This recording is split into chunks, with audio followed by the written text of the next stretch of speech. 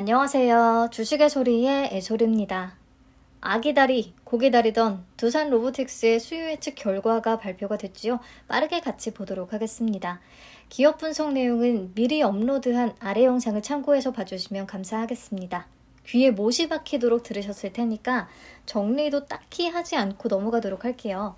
협동로봇 국내 1위 기업이다.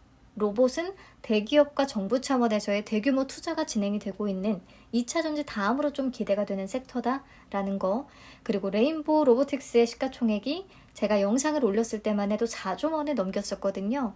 그래서 경쟁사의 주가가 고공행진이 두산 로보틱스에 더 긍정적일 것이다 라는 얘기까지 했었던 것 같아요.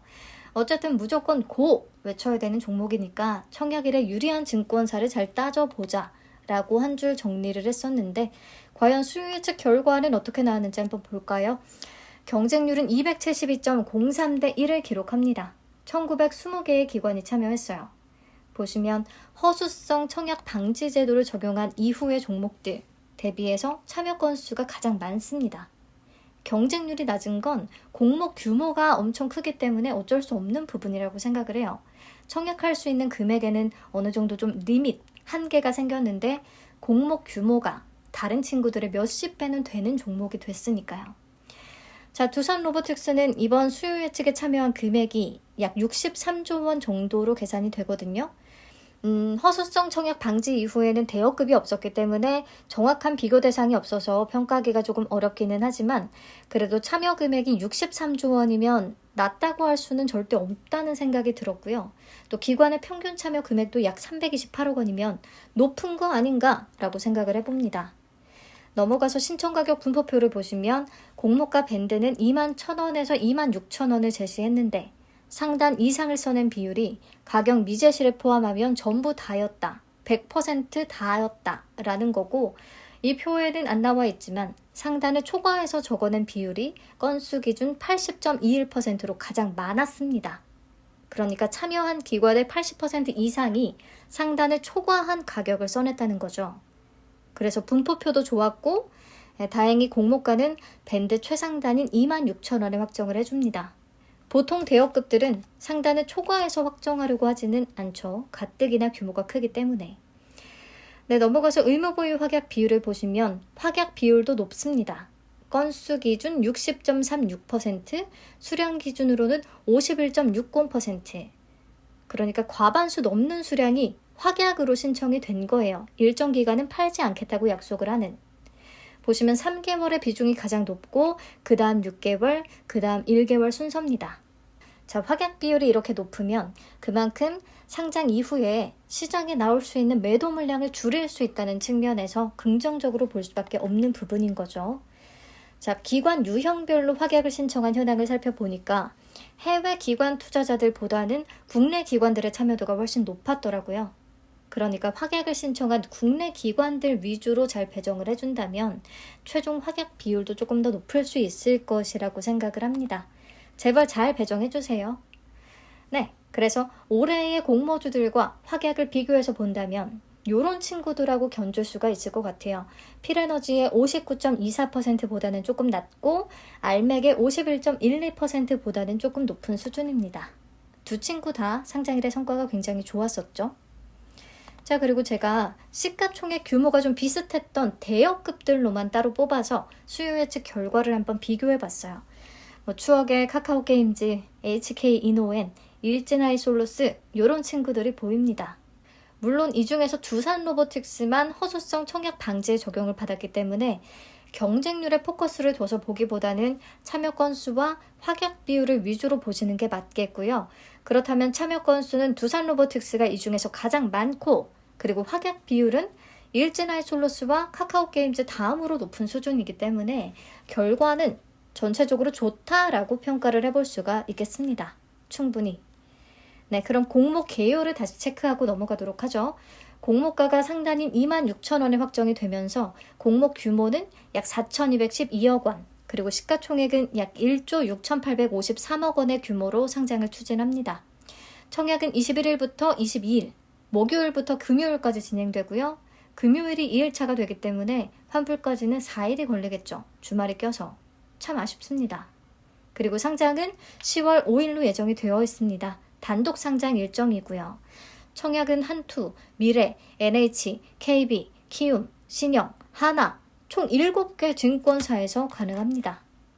자, 신주 모집 100%로 진행되고요. 우리사주 조합에는 20% 최대치까지 배정을 다 했는데 직원 201명 기준으로 1인당 배정 금액이 약 4억 원을 넘게 돼요. 굉장히 부담스러운 수준인 거죠. 그래서 대여급들의 우리사주 청약 결과를 정리한 표를 참고해서 보시면 일젠하이솔루스, SD바이오센서, SK바이오사이언스 이런 종목들의 1인당 평균 배정 금액이 4억 원대를 기록을 했었는데 보시면 전부 다 미달이 발생했었어요. SK바이오사이언스는 SK바이오판 바로 다음 타자라서 그나마 미달이 적었다고 생각이 되고요. 그래서 두산로보틱스도 저는 우리 사주에 미달 발생할 가능성은 굉장히 높다고 생각을 하고 있습니다. 이 미달분을 일반 투자자들에게 우선적으로 좀 추가 배정을 해줬으면 하는 생각이 있고요.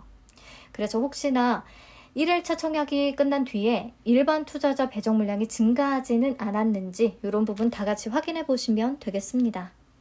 자, 상장일에 유통 가능한 물량은 24.77%로 20%대라서 좋은 편이고요. 근데 사이즈가 워낙에 크다 보니까 금액으로 계산을 하면 약 4,174억 원, 무거울 수밖에 없는 조건인 거죠. 기존 주주의 비율은 4.77%가 존재하는데요. 상장일에 유통 가능 물량을 보유한 기존 주주는 코보톨딩스와 KIP 로보틱스, 재무적 투자자 두 곳이 되겠습니다. 이들은 마지막 프리-IPO 때 들어왔는데요. 투자 단가가 9,049원이에요. 지금 보유하고 있는 물량의 일부는 보호예수가 걸려있는데 대부분은 상장일에 유통이 가능한 상황인 거고요. 단가가 공모가의 2분의 1도 안 되는 수준이기 때문에 상장일의 일부는 분명히 좀 엑시트 하려고 하지 않을까 싶기는 한데 주가 흐름을 망치지 않는 선에서 잘 정리를 해줬으면 합니다. 자, 그러면 이제는 조건이 좀 비슷했던 공모주들의 사례를 살펴보도록 하죠. 유통시총이 1조 원을 넘기지는 않았지만 비슷하게 무거웠고 시가총액이 1조 원에서 2조 원 초반대였던 종목들을 한번 골라봤습니다. 보시면 수요 예측 결과가 좋았던 일진하이솔루스와 카카오게임즈는 상장일에 따상까지도 찍어줬었어요. 그렇다면 두산로보틱스도 수요 예측 결과가 좋은 편에 속하기 때문에 지금은 대여급들이 막 따상 이상의 수익률을 찍어주는 분위기는 아니라서 그 정도까지는 어렵더라도 좀 꽤 올라줄 수 있지 않을까 생각을 해봅니다. 이 중에서 파두, WCP, 롯데렌탈은 수요 예측이 안 좋았기 때문에 이런 유통 물량이 상장 당일에 소화되기는 좀 어려웠던 것으로 보이고요. 두산 로보틱스와 상황은 좀 많이 달랐다고 생각은 합니다. 네, 그리고 2021년부터 해서 상장한 로봇 관련주들의 성과를 보시면 시장이 어려울 때 상장한 뉴로메카를 제외하고는 전부 다 성과가 좋았어요. 근데 보시면 규모 메리트가 존재하는 종목들이 많긴 합니다. SBB테크, 뉴일로보틱스, 해성TPC 다 엄청 가벼웠거든요. 그래서 이런 사이즈의 영향도 분명히 받긴 하겠지만 로봇 공모주들은 대체로 성과가 좋았으니 이 분위기를 두산도 이어가 주기를 바랍니다.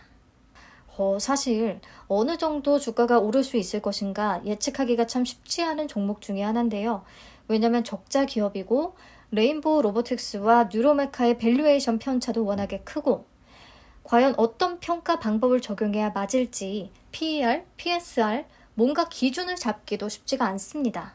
그래서 그냥 대표 경쟁사라고 할 수 있는 레인보우 로보틱스의 시가총액이 3.3조 원 정도가 되니까 매출액으로는 업계 1위를 기록하고 있는 두산 로보틱스가 이 시총을 좀 따라가준다고 하면 공모가의 2배 정도까지는 기대를 해볼 수 있으려나 라고 그냥 단순하게 그렇게 생각을 해볼 뿐입니다.